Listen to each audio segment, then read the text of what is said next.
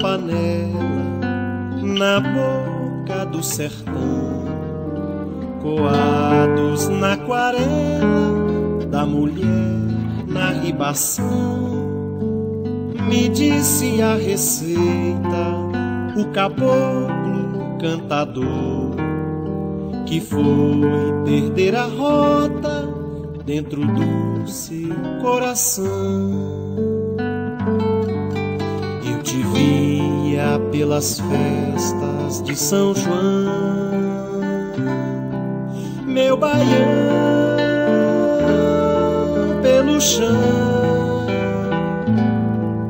embalando os teus pés tão distraídos,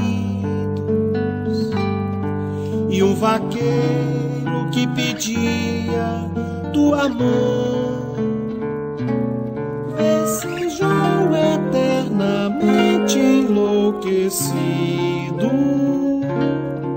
sem saber que te chamavas solidão.